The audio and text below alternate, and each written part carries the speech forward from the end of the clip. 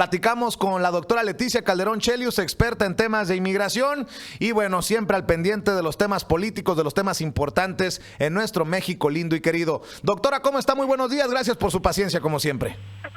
¿Cómo estás, Vicente? Pues aquí desde la Ciudad de México reportándome y además platicando con ustedes de todos estos temas de interés para todos. ¿Con qué quiere entrarle? A ver, le doy, porque hay de, como buffet, no, sí. Hay de todo.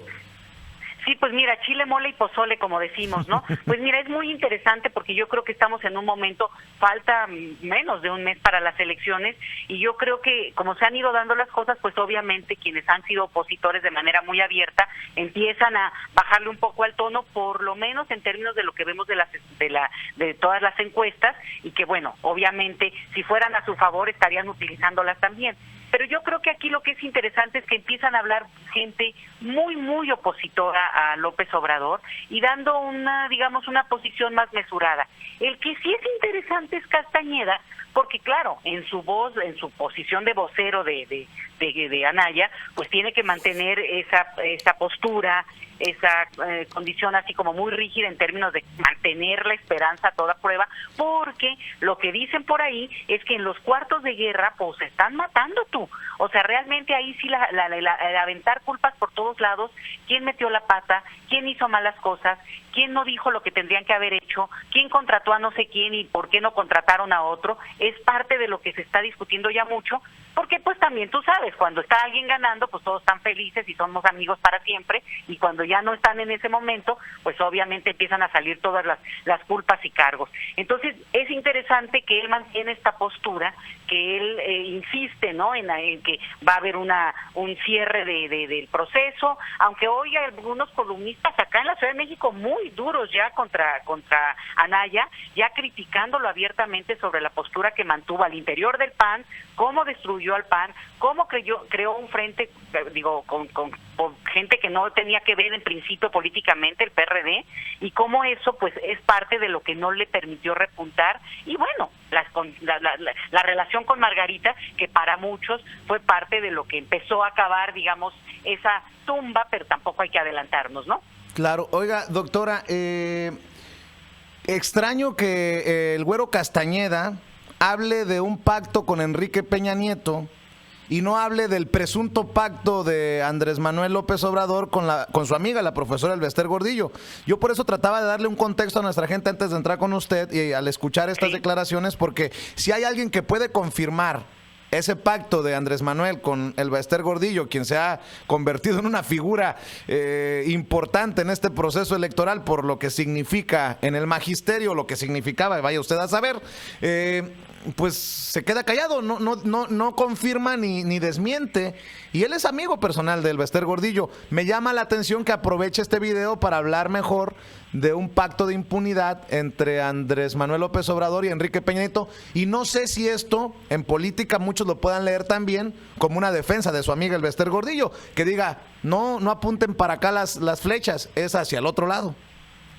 Pues mira, podría ser, es muy interesante lo que propones, digamos como una hipótesis, pero también hay que, a mí me parece que los políticos tienen un nivel de frialdad y de descaro que pueden decir, hoy eres mi amigo y mañana te niego. Entonces, realmente en este momento, este argumento ahora de que si López Obrador pactó o no con Peña Nieto es de un nivel de absurdo. Bueno, a mí me parece tan absurdo, lo que no quiere decir que no, en esta estrategia de ajedrez político, pues obviamente manden un tipo de señales. Por ejemplo, Anaya ha dicho categóricamente que va a meter a la cárcel a Peña Nieto, pero como una estrategia para ganar simpatías en términos de la venganza vendrá, ¿no?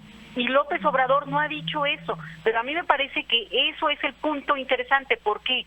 Porque al no decirlo, el mensaje es, no habrá impunidad, revisaremos los casos y si se demuestra culpabilidad, bueno, se pedirán cuentas, pero no se puede atribuir a una persona y de entrada la posibilidad de decir, bueno, llevaremos a la cárcel a una persona porque justamente el mensaje que se espera, y eso me extraña mucho de Anaya, es un mensaje de institucionalidad, de las instituciones funcionarán y entonces si la fiscalía, no, o sea, como diciendo, yo presidente, quien llegue a hacerlo, pues no sería quien va a ejercer venganza, sino lo pondría a consideración de la justicia. Y yo creo que en esa sutileza, en esa diferencia tan sutil, está todo.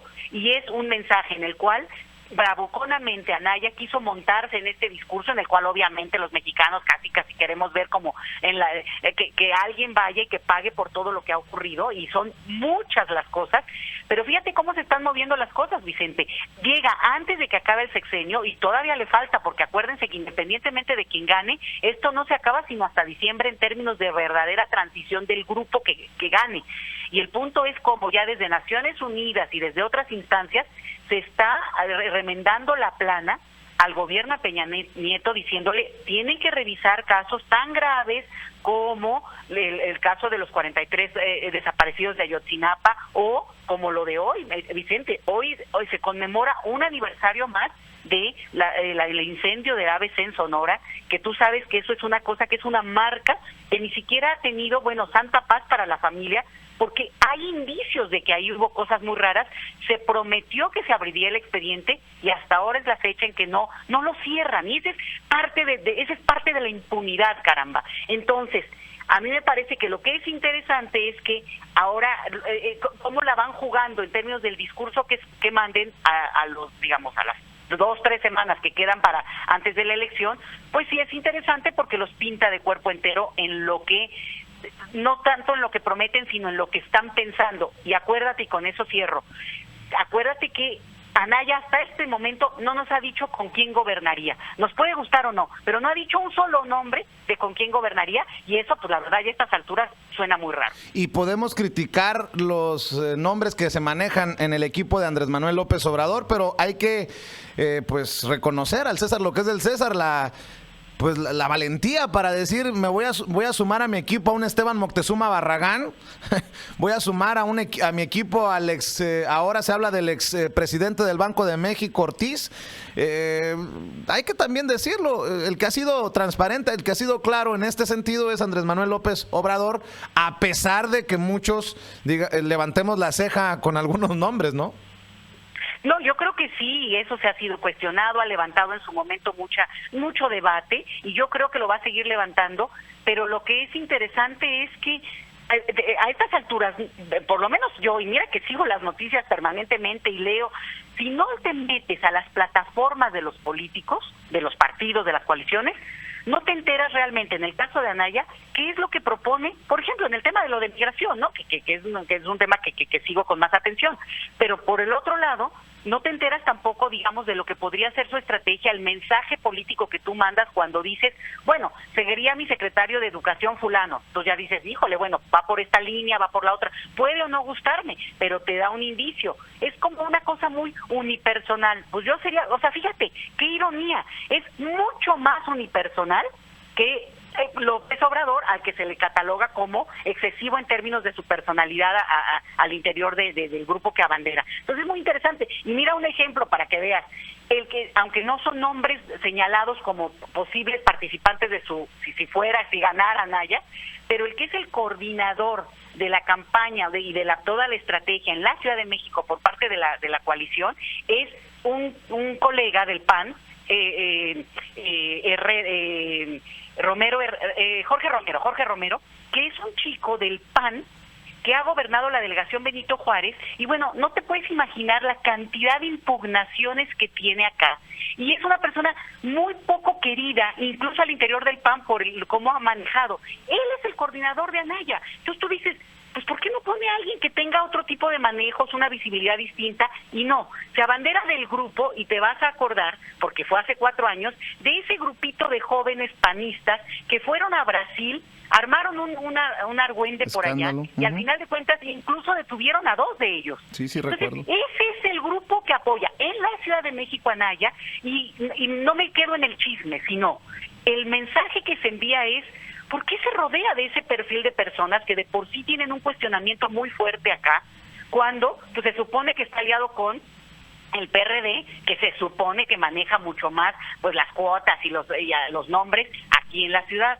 Eso es porque al final de cuentas pues está perfilando y proyectando al tipo de grupo que lo rodearía si él fuera presidente, que bueno, faltan 3 semanas para que haya elecciones, así que bueno, nada más lo manejo para que se tenga muy claro que sin decir nombres también pones, digamos, filias y fobias de lo que tú podrías presentar. Y en el caso de López Obrador, pues claramente se ha señalado a algunos, tú dices muy bien, hay gente que no nos gusta, pero podemos criticarlo y podríamos incluso hacer presión en un momento dado, por un lado. Y Mid, pues ni sus luces, ¿no? De Mid, que ¿sabes alguien que haya mencionado?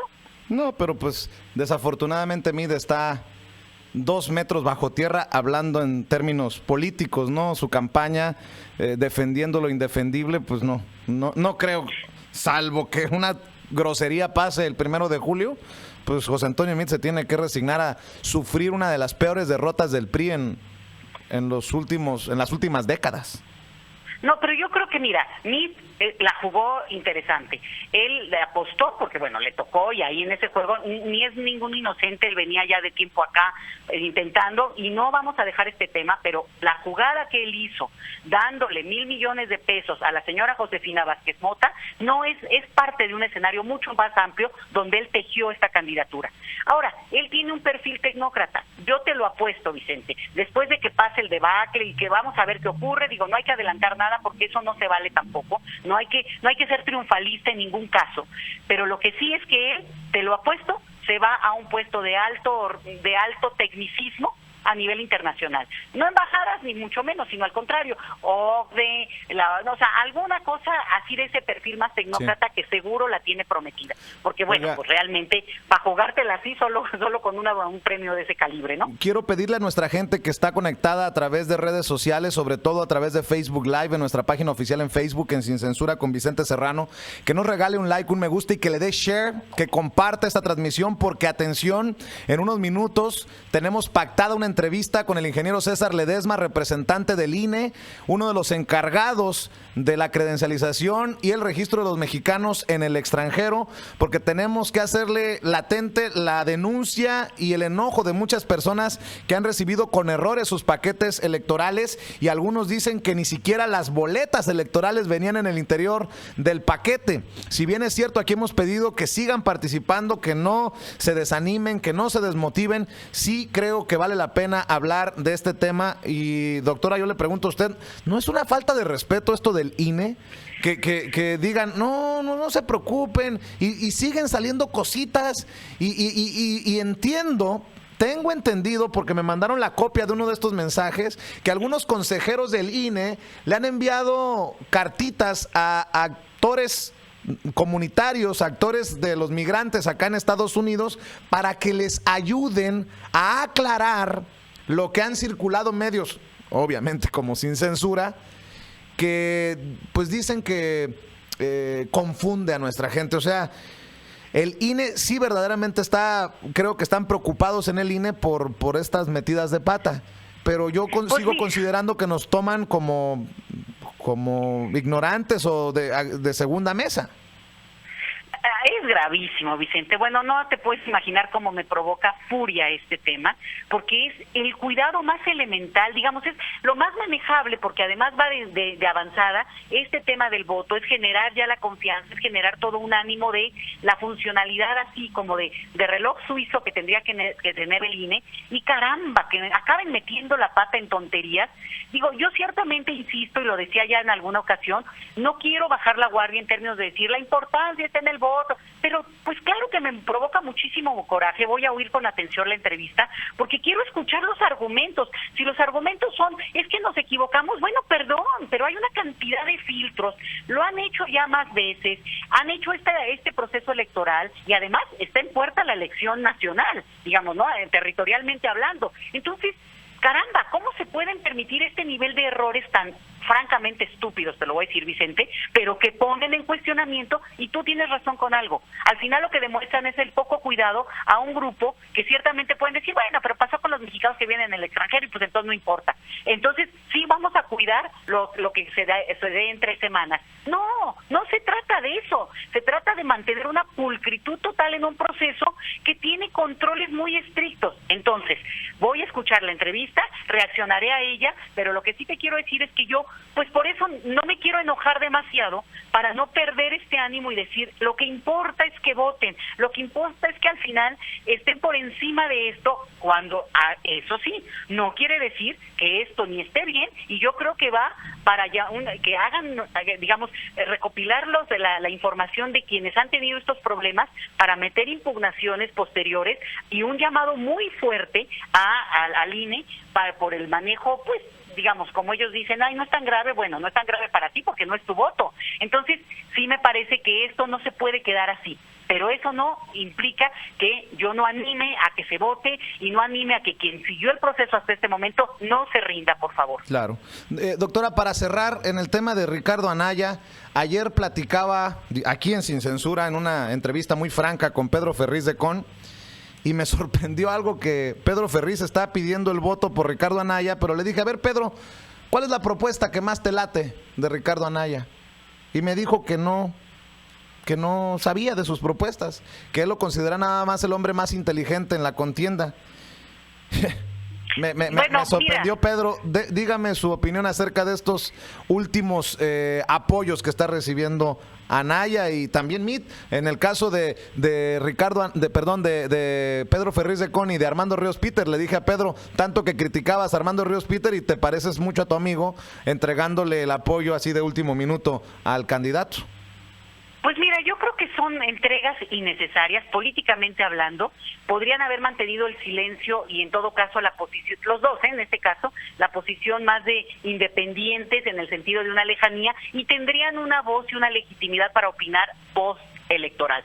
A ver, ¿cuál es el beneficio?